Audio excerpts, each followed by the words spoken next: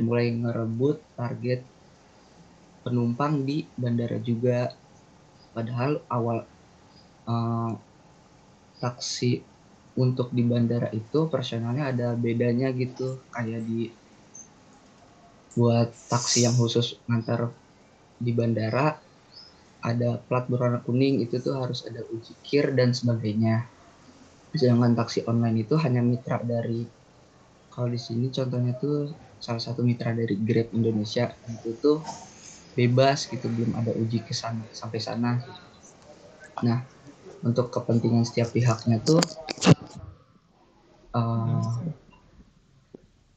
apa ya, dari supir dari tiap taksi itu ingin mendapatkan penghasilan atau pendapatan dari penumpang yang mengunjungi bandara atau datang ke bandara dan menggunakan taksi untuk pulang perginya. Lalu pihak yang terlibat tuh antara taksi konvensional ini dari Prim Kopau dan taksi online dari Grab. Nah, proses negosiasinya itu awal mulanya driver dari taksi Prim Kopau itu ngelakuin demo penolakan terhadap taksi online di Indonesia gitu. Terutamanya di bandara ini karena ngerebut target dari pendapatan dari taksi konvensional nih dari Prinkopal. Nah, namun dari pihak Prinkopalnya itu melakukan negosiasi, bagian manajemennya melakukan negosiasi kepada Grab Indonesia, dan Grab Indonesia juga menerima negosiasi itu dan mulai melakukannya gitu. Terus selama proses negosiasi ini nggak ada terjadi konflik, dua-duanya saling terbuka atas ide yang diberikan dan saran-sarannya. Akhirnya dari proses negosiasi ini ditemukan titik temunya kalau Grab Indonesia bersedia bahwa driver-driver dari taksi Prim Kopau bakal jadi mitra dari Grab khusus pengantaran di bandara tersebut. Jadi hasil kesepakatannya itu para driver Prim Kopau ini jadi mitra di dalam Grab Indonesia khusus di Bandara Hussein Sastra dan Grab Indonesia juga menerima para driver Prim Kopau itu untuk dapat menggunakan jadi mitra, jadi dapat menggunakan aplikasi. Jadi setiap penumpang yang datang ke bandara tersebut kalau mesen Grab itu nanti yang nerima pesanan Grabnya hanya taksi-taksi dari Prinkopau itu karena sudah jadi mitra dari Grab.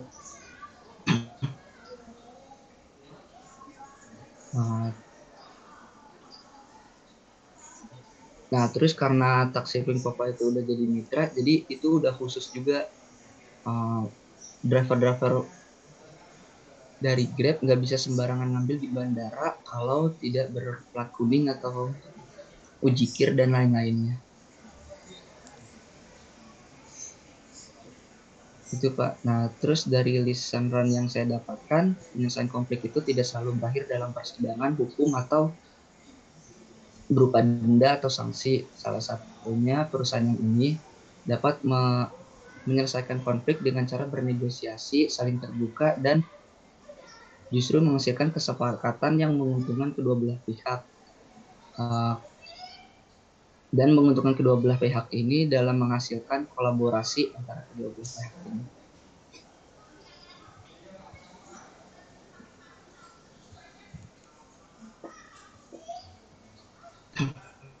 Terus? Begitu Pak. Oke. Arik, dalam hal ini kalau misalnya saya jadi Prim Kopau-nya gitu ya, driver Prim Kopau, kamu dari pihak yang online-nya. Kira-kira apa yang akan kamu tawarkan kepada saya kayak gitu, opsinya gitu. Ini bayangkan situasinya itu kita sedang berkonflik ya antara rebutan penumpang dalam hal ini. Kamu sebagai driver online kayak gitu. justifikasi, pembelaan, ataupun misalnya argumentasi apa yang akan kamu sampaikan kepada saya selaku pemegang wilayah Prim Kopau di sana? Di sana karena online itu kan udah kayak udah bebas gitu juga. Cuman pada awal itu tuh belum ada kebijakan dari pemerintah yang jelas terkait uh, aplikasi online seperti itu, transportasi online. Nah, jadi sama pemerintah juga dikaji, dibantu antara negosiasi dua perusahaan ini, gitu Pak. Dan ternyata Grab Indonesia juga, mungkin mitra Grab Indonesia belum tahu kalau taksi yang mengantar di bandara itu ada khususnya dan harus ada uji-uji sebelumnya. Seperti itu, Pak. Apakah kamu memberikan pemahaman kepada saya? Atau dalam hal ini tuntutannya kepada pemerintah gimana?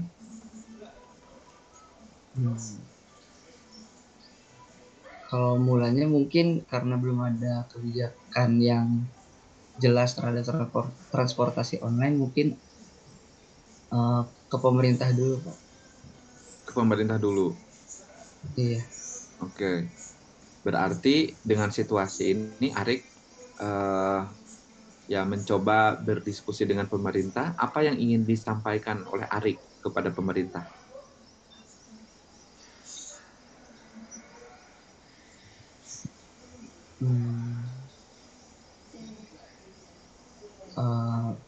Meminta kayak kebijakan yang jelas terkait operasional dari transportasi online gitu. Terus kan awal transportasi online itu ada di Indonesia karena harganya tarifnya lebih murah dibandingkan konvensional. Dan itu ada gap harga dan akhirnya dibantu oleh pemerintah juga ditetapkan harga yang titik harga yang cukup bersaing dengan yang konvensional dan online. Karena yang konvensional mungkin jauh atau sedikit lebih mahal gitu. Dan penyelesaiannya juga di sini karena Penkopa ikut sebagai mitra Grab, akhirnya mengikuti harga yang dari online. Jadi yang tadinya harganya itu per argo, sekarang berubah menggunakan sistem yang online mengikuti Grab Indonesia. Oke, terima kasih Rick. Jadi kalau ya saya bercerita, kalau bagi orang Bandung gitu ya, jadi si Prim Kopau itu adalah taksi yang memang banyak beredar di kawasan itu dekat Bandara Istana Plaza, Pasteur seperti itu ya. Jadi sebelum kehadiran online ini, taksi ini saya paling males kalau misalnya harus naik taksi ini. Pertama, jadi dia itu suka menerapkan tarif yang tinggi gitu ya, tidak mau di argo kayak gitu. Kalau misalnya kita dari bandara kayak gitu, jadi dia langsung state aja misalnya 50.000, walaupun jaraknya itu ya tidak terlalu jauh kayak gitu. Nah, kondisi ini ketika datangnya online ya mereka merasa terdesak juga kayak gitu ya sebagai sebagai armada yang dimiliki oleh perusahaan koperasi dari angkatan udara di situ kayak gitu. Nah, pelajaran apa Rick yang kamu temukan gitu ya dalam hal ini gitu, dalam proses negosiasi ini?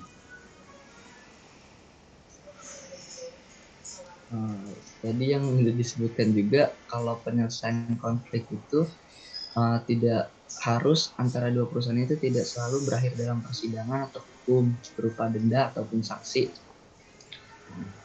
dan menyalahkan salah satu dari perusahaan tersebut, menyalahi aturan salah satu perusahaan tersebut untuk diberikan sanksi atau denda gitu. Jadi kedua perusahaan itu dapat penyelesaian konflik dua perusahaan itu dapat dilakukan dengan bernegosiasi. Nah, salah satu contoh dari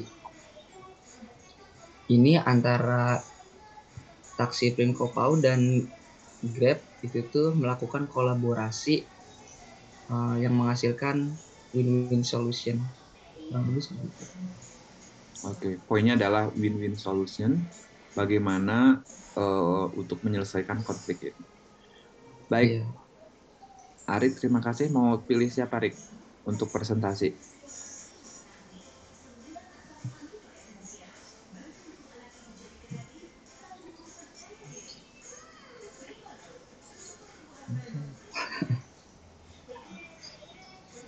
Pilih siapa?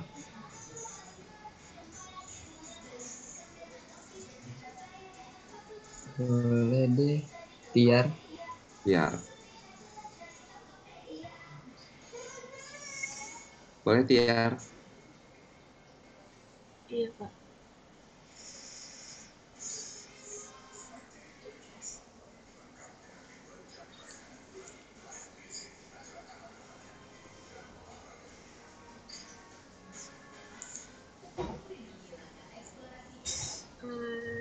Assalamualaikum warahmatullahi wabarakatuh.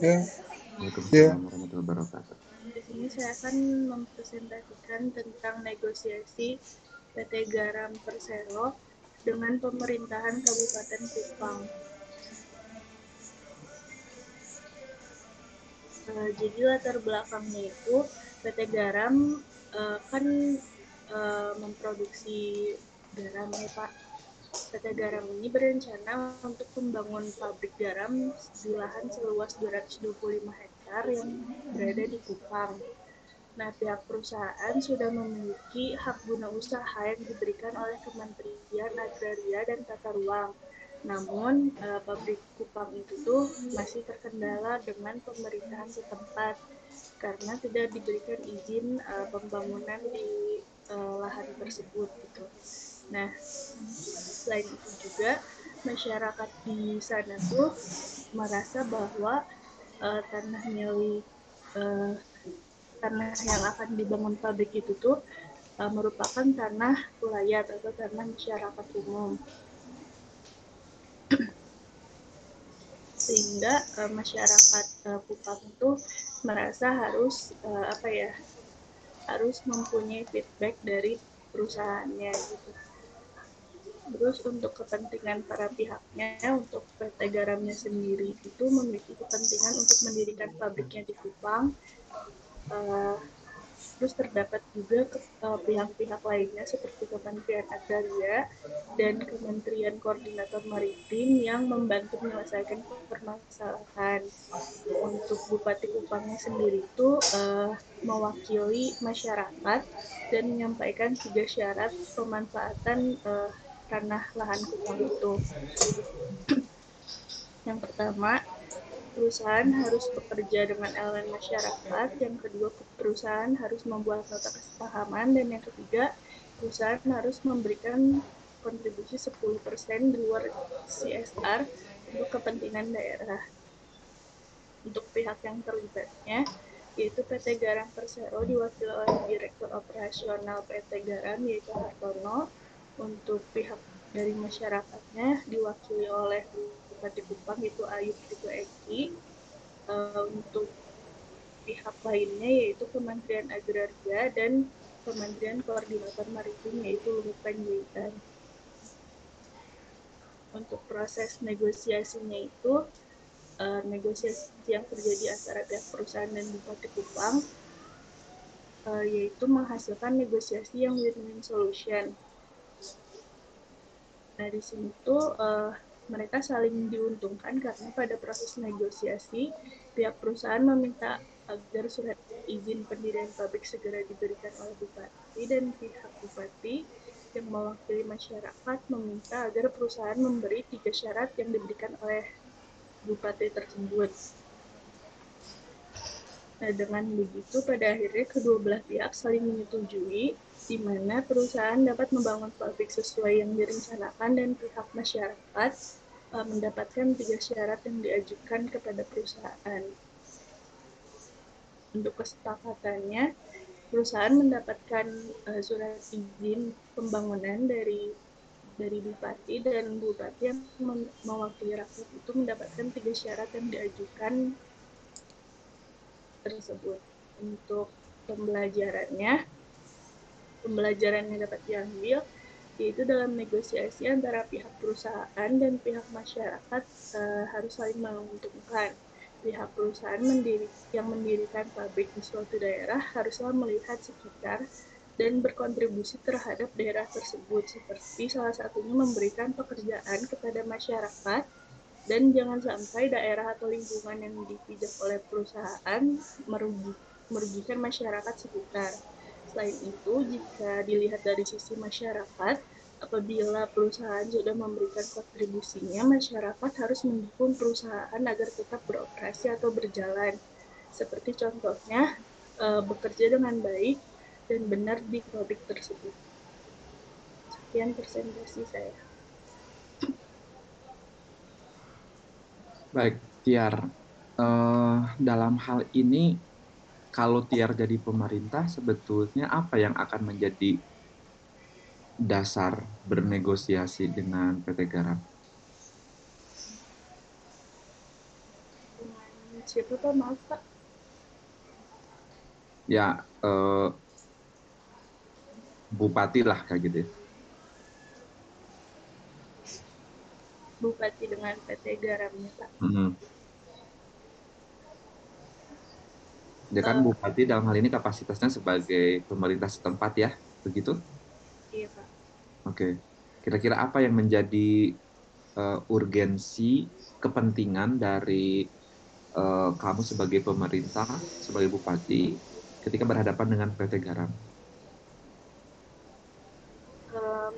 Mungkin kepentingannya itu pemerintahan setempat tuh karena memiliki rasa bahwa lahan tersebut merupakan lahan masyarakat setempat, jadi dia harus harus jadi kayak ngasihnya itu nggak cuma-cuma gitu Pak ke perusahaannya, jadi dia ngasih 3 syarat yang tadi saya sebutkan Pak untuk ke perusahaan. Nah, sekarang kalau dari sisi PT Garamnya sendiri, apakah menerima begitu saja usulan dari kamu sebagai bupati? Untuk PT Garamnya sendiri menerimanya Pak, karena mereka pun membutuhkan lahan 225 hektar yang ada di Kupang tersebut. Oke, sekarang poin yang dinegosiasikannya apa?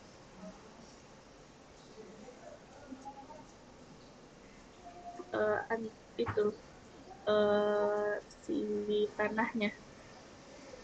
Maksudnya, adakah harapan yang berbeda dari masing-masing pihak sehingga menggiring perbedaan persepsi ataupun kepentingan ini menuju kepada proses negosiasi? Kan kalau kita cerita ke belakang ya pada waktu awal perkuliahan gitu, kalau misalnya mereka punya kepentingan gitu. Jadi harus berkontribusi terhadap daerah tersebut juga, sehingga perusahaan dan masyarakat itu mendapatkan saling menguntungkan, yaitu win-win solution tadi. Nah, selain itu juga kalau misalkan dari sisi masyarakatnya, masyarakat harus berkontribusi juga dengan cara apabila mereka bekerja di perusahaan tersebut harus bekerja dengan baik dan benar. Baik, terima kasih Tiar sudah beropini dalam kasus ini. Yang lain silakan, ada yang perlu ditanggapi atau ada hal-hal yang ingin ditanyakan terkait dengan topik sebelumnya.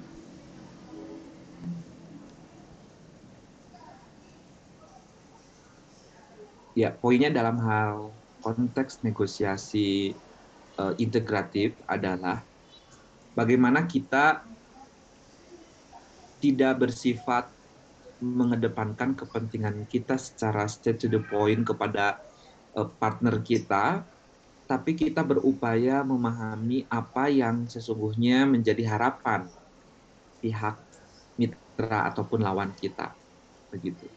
Dan kita juga harus menjadi sosok yang mampu mengungkapkan kepentingan kita, kayak gitu ya, sehingga kalau bisa kita itu menjadi inisiator gitu ya, misalnya kita punya kepentingan, misalnya tadi ada eh, punya kepentingan, tadi misalnya kita ambil contohnya yang taksi online dengan apa taksi pangkalan lah gitu ya, Primkopau gitu. Nah, masing-masing itu kan punya kepentingan di sini. Harapannya dengan mata kuliah ini, gitu, ketika kita terlibat di dalam suatu konteks perbedaan kepentingan, gitu, dengan teori integratif ini memberikan pelajaran bagi kita bahwa kita harus menjadi inisiator dari sebuah solusi begitu. Jadi jangan berkelit kayak gitu ya, tetapi tanpa berujung kepada solusi. Nah, inilah bedanya orang yang sekolah dengan yang enggak kayak gitu. Ketika kita berdebat, terus ketika kita berdiskusi dengan orang lain untuk memecahkan suatu kepentingan kayak gitu. Setelah kita memahami interest mereka itu apa kayak gitu. Nah, kita dalam hal ini harus menjadi orang yang berkontribusi di dalam penyelesaian dari topik yang sedang dibahas. Karena kita mampu melihat gitu, bahwa ini sepertinya solusinya begini. Kita harus nawarin kepada lawan kita gitu. Jangan-jangan lawan kita atau partner kita belum memahami gitu, solusinya ke arah mana. Nah, terlebih di dalam hal ini, lulusan mahasiswa Adbis Unpad begitu ya, di dalam konkret realnya ini bagi mahasiswa yang akan memilih bekerja di institusi lain kayak gitu ya. Ini saya lihat ya saya juga alhamdulillah ya gitu ya melihat profil-profil lulusan mahasiswa administrasi bisnis itu diterima di beberapa perusahaan yang memang bonafit dengan posisi yang sentral. Dan saya tahu proses perjalanan untuk mendapatkan posisi itu, tesnya itu berjenjang kan gitu ya, sampai ada 7 kali 7 apa. Nah, salah satu tes yang biasa dilakukan oleh perusahaan-perusahaan ternama bagi fresh graduate adalah FGD kayak gitu. Jadi si para pelamar itu nanti akan memasuki suatu sesi di mana berkumpul dengan para lulusan-lulusan lain, misalnya 5 orang, 7 orang. Nah, nanti si moderator itu memberikan suatu case ya gitu. Nah, setidaknya Anda yang sudah belajar bernegosiasi itu yang memang pertama kali memberikan sebuah solusi, gitu, harusnya seperti itu kayak gitu. Jadi diharapkan mahasiswa Adbis itu ketika menghadapi tes FGD mampu memberikan sebuah inisiasi karena dianggap mampu memahami kondisi, peta kondisinya gitu. Kebayangnya kalau misalnya 5 orang sedang diskusi, terus diberikan minta suatu kasus, kalau orang lain yang pertama misalnya mengemukakan pendapat gitu, itu ada kecenderungan bahwa dalam forum itu akan tergiring kayak gitu ya si pemahamannya itu kepada opinion leader itu kan.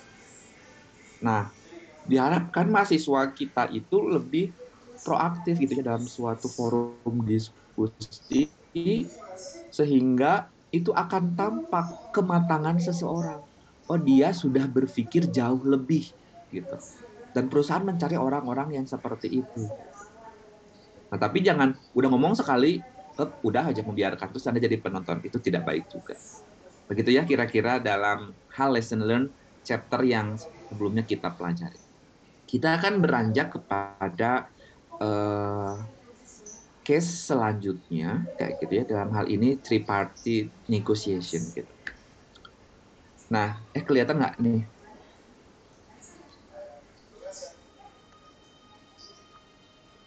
Guys, kelihatan nggak? Kelihatan, Pak. Terlihat, Pak. Nah, tujuan dari pembelajaran ini kita akan menjadi seorang negotiator, tapi berhadapan dengan lawan kita itu bukan satu pihak, tetapi dua pihak. Nah, misalnya ini saya analogikan bahwa Anda sebagai panitia Pangandaran Run. Dan ini kemarin belum kan? Belum dibahas yang ini?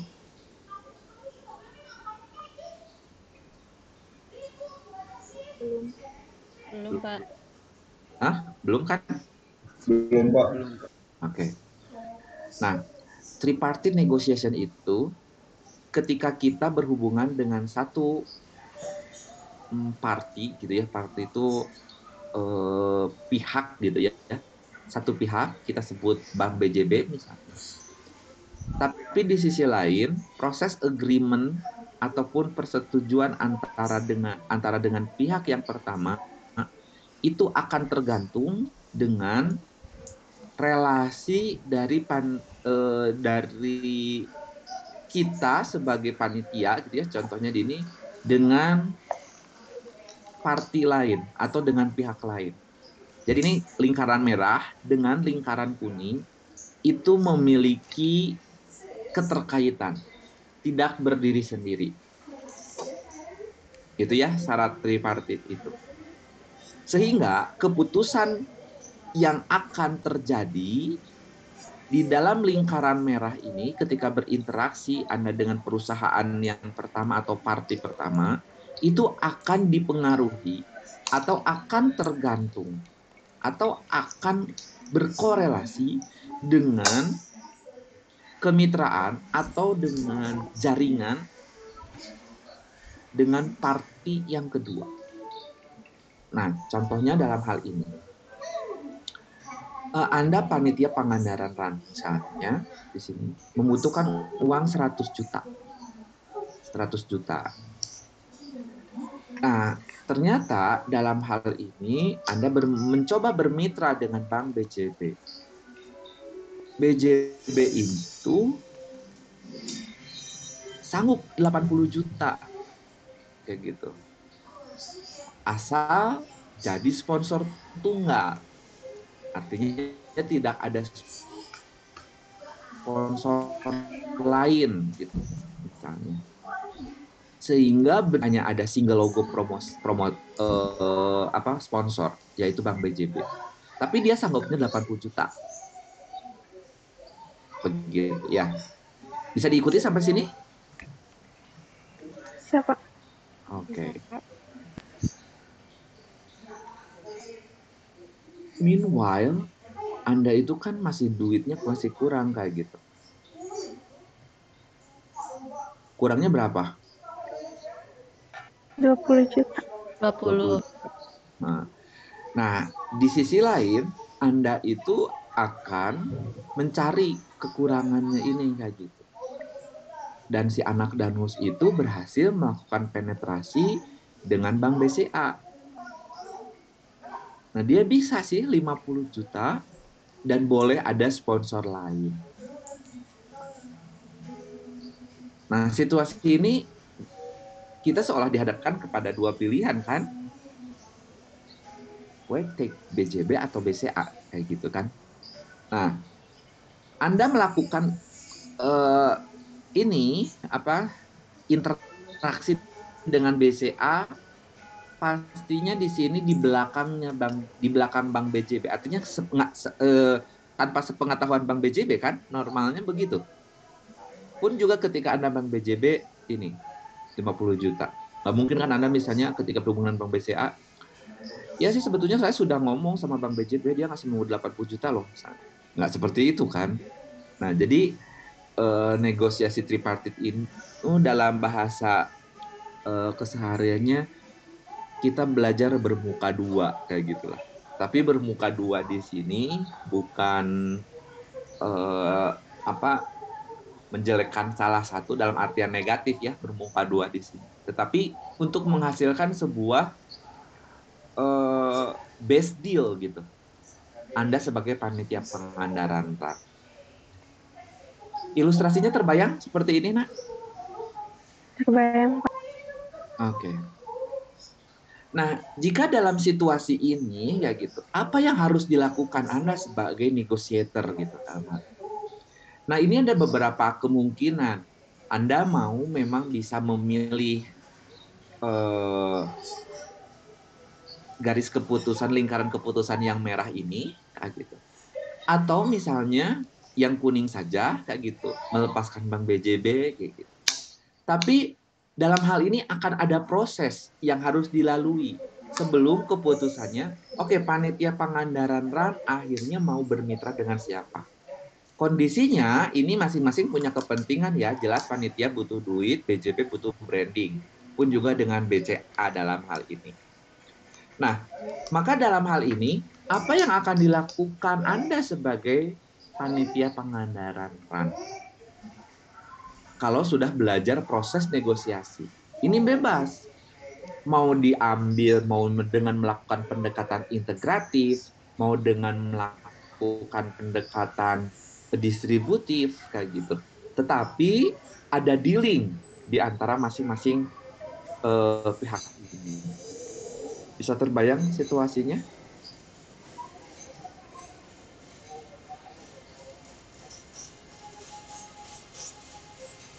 Ada yang tanyakan dulu?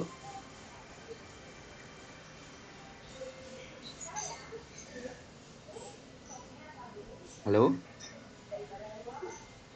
Belum ada, Pak. Oke, jelas. Ya. Nah,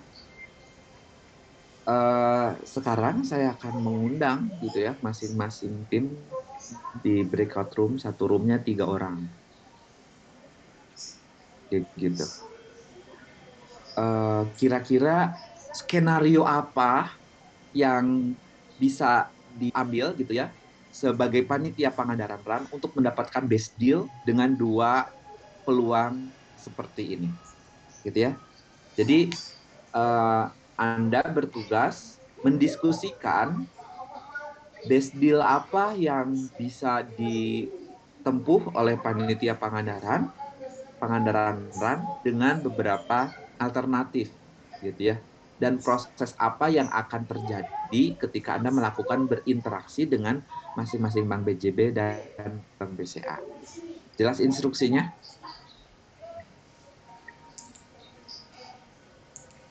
Jelas, Pak. Jelas, Oke. Pak. Saya buat breakout room-nya ya. Berarti ini ada berapa orang? 29 kali 27 kali 3.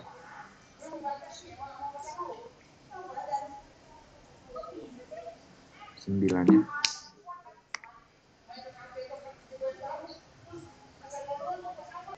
Bebas aja.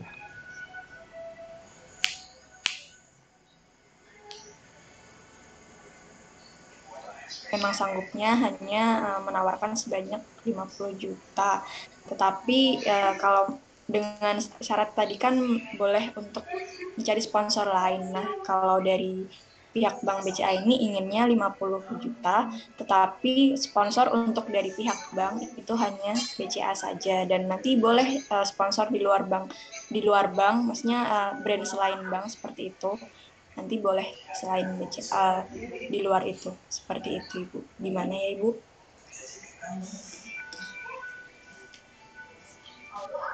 Berarti Ibu di sini menginginkan tidak adanya kompetitor lain yang sejalan dengan Ibu, artinya tidak ada pihak bank yang juga ikut menjadi sponsor dalam event ini. Iya, betul seperti itu.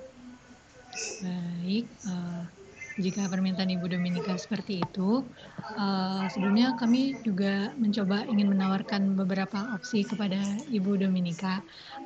Apabila kami di sini mencoba mencari sponsor lain tapi di luar dari pihak bank atau perbankan, maka kami juga akan memberikan bonus kepada Ibu Dominika jika perjanjian ini menemukan titik temu. Artinya kita menemukan kesepakatan bahwa Ibu Dominika bersedia mendanai acara kami senilai 50 juta dengan syarat tidak ada sponsor perbankan lainnya yang masuk kepada Pangandaran RAN.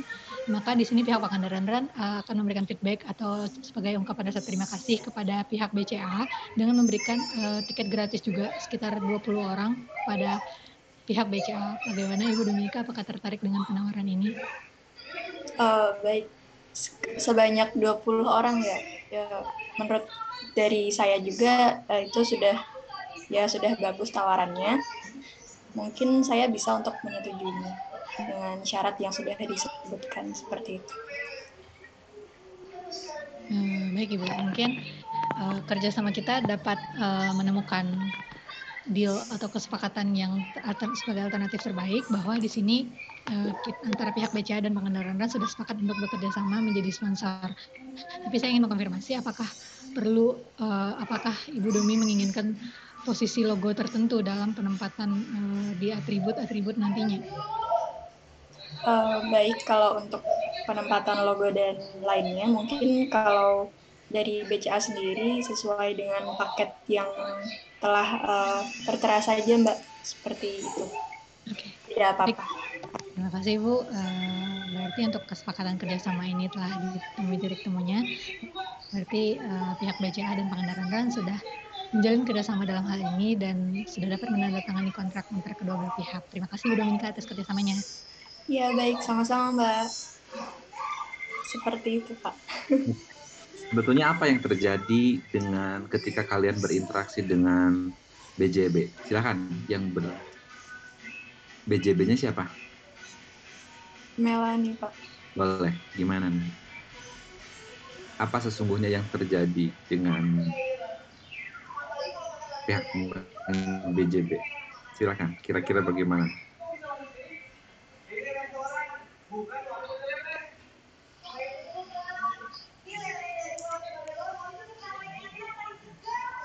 Silakan kembali panitia dengan Bang BJB.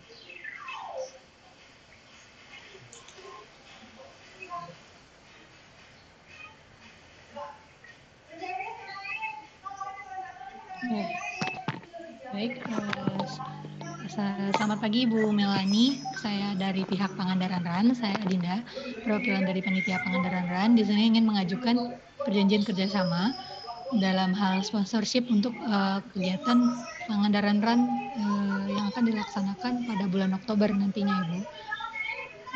Berikut beberapa paket penawaran sponsor yang dapat kami tawarkan kepada Bank BJB yang diwakili oleh Bu Melani saat ini. Kira-kira paket yang mana yang membuat Ibu tertarik dalam hal ini?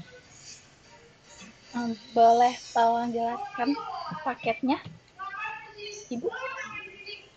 Oke, baik. Untuk paket yang kami tawarkan adalah dari paket terendah, yaitu sekitar 25 juta, ada paket menengah 50 juta, dan ada paket tertinggi yaitu 100 juta rupiah dengan benefit-benefit yang sudah ditampilkan pada slide. Kira-kira Ibu Melani menyanggupi untuk paket yang mana ya, Bu?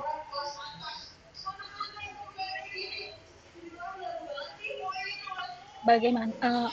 Saya setuju dengan paket 2 yang tadi 50 juta, tapi saya memberikan penawaran bagaimana kalau BJB memberikan dana 80 juta, tetapi dengan syarat tidak boleh menerima sponsor lain, di mana BJB menjadi sponsor tunggal pada acara ini.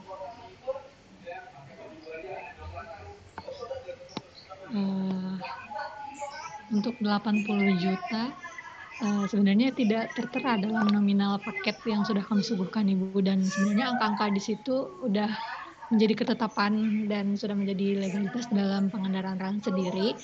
Apabila Ibu Melani ingin menjadi sponsor tunggal, maka di sini pihak Bank BJB untuk dapat memilih dan bersedia memilih paket ketiga, paket platinum, yaitu nilai sekitar 100 juta. Apakah kira-kira Ibu Melani menyanggupi jika ingin menjadi sponsor tunggal Pangandaran RAN?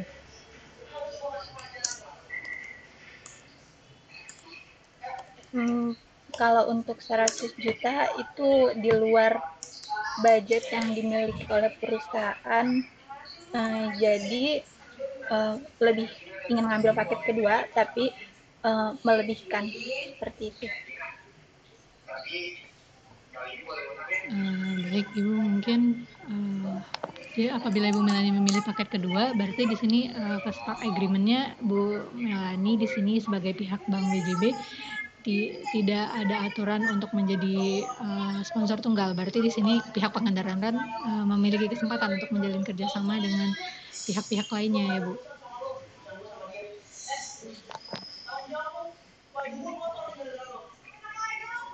Tapi kan itu kalau sesuai dengan paket yang 50 juta. Di sini saya ingin melebihkan, memberi dananya menjadi 80 juta, lebih dari paket 2, cuman dengan persyaratan itu tadi. Baiklah, sepertinya jika penawaran dari Ibu Melani seperti itu, terutama dari pihak PJB-nya, dan pihak Pangandaran mungkin di sini butuh waktu untuk berdiskusi terutama dengan pimpinan-pimpinan di Pangandaran RAN untuk dapat mengambil keputusan yang terbaik nantinya Ibu. Kira-kira apakah dari pihak Pangandaran RAN boleh mengabari sekitar 3 hari ke depan kepada Ibu Melani untuk menyampaikan bagaimana kesepakatan kerjasama ini nantinya akan berakhir di mana, Ibu? Boleh, kalau inginnya seperti itu. Baik, mungkin untuk percakapan kita kali ini bisa di pending dulu ya Bu, mungkin akan kami infokan 3 hari ke depan, dan untuk bagaimana agreement-nya akan disampaikan nanti secara virtual maupun dari email saya nantinya Ibu.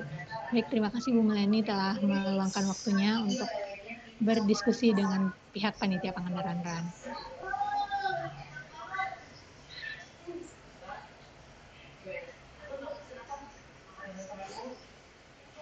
Terima kasih tim 1 yang sudah memaparkannya. Dalam kenyataannya gitu bahwa pola interaksi seorang panitia dengan calon sponsor itu, bahwa paket itu hanya sebatas acuan kayak gitu. Justru yang penekanan di sini di awal adalah ini di awalnya ya, walau kita tahu skenarionya itu bahwa mereka bersedia menjadi sponsor dengan X rupiah yang sudah disebutkan dalam kasus ini. Tapi dalam awalnya itu yang perlu dipahami adalah memahami masing-masing posisi begitu. Dalam hal ini panitia dengan pihak bank sebetulnya yang paling membutuhkan itu siapa? Panitia Pak, karena sebenarnya butuh dana. Panitia kayak gitu ya. Jadi panitia dalam hal ini openingnya itu tidak seolah-olah aku punya paket, kalian mau yang mana gitu.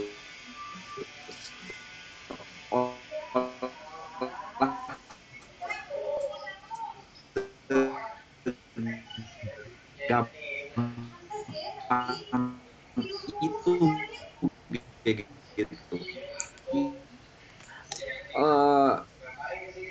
Ini tidak bergerak langsung ke nilai nominal ya dalam hal ini kayak gitu. Jadi perbincangan harusnya diawali dengan apa nih keunggulan kita gitu. Adakah possibility pihak bank untuk bermitra untuk menjadi sponsornya apa kayak gitu.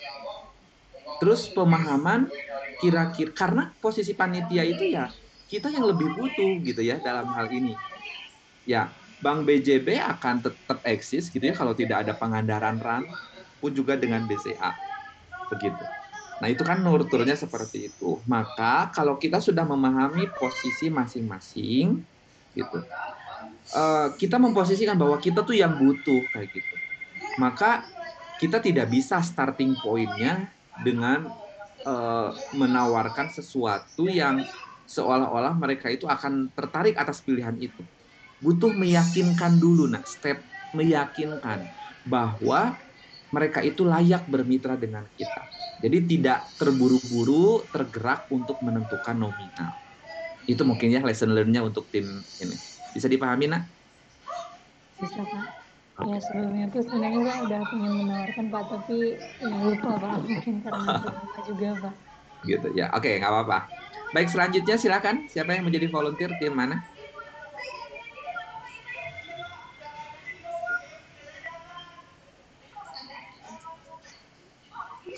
Breakout room berapa? Ini kok mesti ditunjuk terus sih? Coba Adinda tunjuk aja deh kalau gini. Breakout room berapa?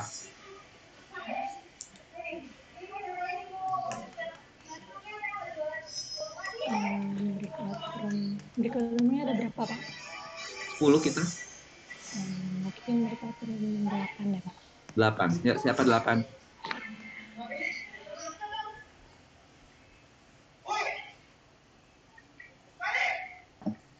Saya Regina dan Ismi.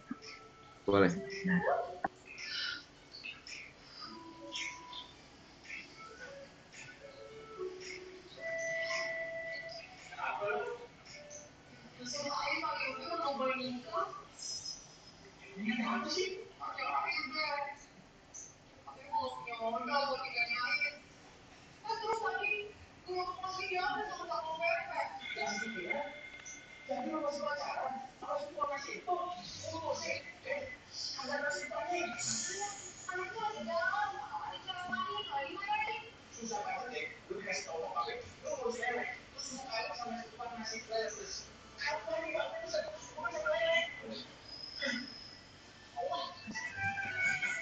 Assalamualaikum warahmatullahi wabarakatuh. Di sini saya Fitri Aulia dan Regina Apriliani dan Ismi Ayu dari kelompok 8 akan mempresentasikan mengenai contoh case pihak Pangandaran RAN, Bank BJB dan Bank BCA.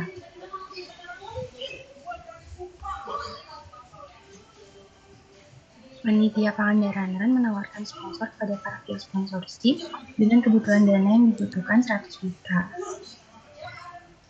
Bank BJB akan memberikan kebutuhan dana 80 juta dengan kesepakatan menjadi sponsor tunggal, dan Bank BCA menyanggupi memberi dana 20 juta dengan kesepakatan boleh ada sponsor lain. Untuk case-nya di sini Ismi akan menjadi dari pihak Pangandaran RAN dan Regina menjadi pihak dari Bank BCA.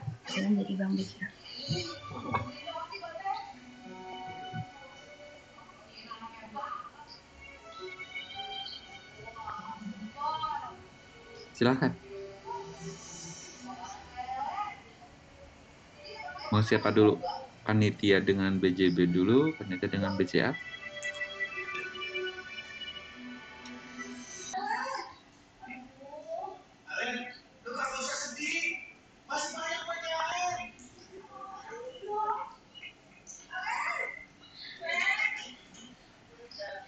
Kami di sana sebagai saran untuk menukarkan respect, dan saya juga menyebutkan bahwasanya yang daftar kepada Pangandaran RAN ini bukan hanya dari di lingkungan Jawa Barat saja, tetapi juga ada dari satu nasional, bahkan ada peserta dari luar negeri gitu. Jadi sehingga ya branding kepada Grand Pangandaran pun akan lebih bagus lagi karena saya bisa membawa ribuan orang datang ke Grand Pangandaran dengan adanya Pangandaran RAN.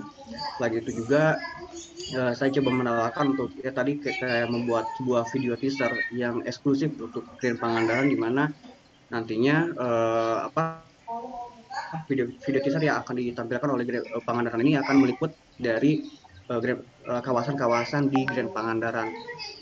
Mungkin itu sih Pak yang, dan sampai akhirnya mungkin ya Grand Pangandaran ini menyetujui dan BI akhirnya digeserkan ke lapangan yang lebih kecil daripada Grand Pangandaran. Padahal Grand Pangandaran ini tidak mengeluarkan uang sepeser pun untuk hal tersebut. Dan juga lebih lagi ya kita bisa mendapatkan peminjaman ruko gratis selama 1 minggu. Itu sih Pak. Waktu itu kamu berhadapan langsung dengan pihak marketingnya atau owner atau CEO atau siapa di pihak? Waktu itu saya langsung berhadapan sama pihak marketingnya Pak. Siapa? Manajer marketing. Oke. Sebetulnya value apa yang kamu tawarkan dalam hal ini? Karena kan di sini saya melihat kebutuhan Grand Pangandaran memang tidak ada kalau misalkan dicari dari Pangandaran, kayak misalkan, maksudnya gini, tidak ada keselarasan antara tujuan dari Grand Pangandaran, perusahaan Grand Pangandaran dengan Pangandaran, karena yang Pangandaran ini acara lari, tapi di sisi lain karena Pangandaran ini bisa mendatangkan banyak pihak, banyak orang, dan ya tentu saja tamu VIP yang didatangkan oleh Grand Pangandaran itu merupakan orang-orang yang punya pengaruh kayak gitu, sehingga ya core bisnis dari Grand Pangandaran ini adalah penyewaan properti gitu, yang mana itu nggak mungkin bisa kan misalkan peserta lari tiba-tiba buat menyewa properti di sana gitu kan. Nah, tapi kan hal lainnya dengan adanya branding dari Pangandaran, dengan memberikan dengan membawa banyak orang ke Grand Pangandaran, termasuk orang-orang penting juga ke Grand Pangandaran, sehingga ya di sana akan ada sebuah sebuah kesempatan gitu kan, di mana Grand Pangandaran ini akan lebih dikenal bahwa bukan hanya sekedar ruko loh gitu kayak yang ada di Grand Pangandaran, tapi juga ada perhotelannya yang ada di belakangnya. Kayak misalkan beberapa kawasan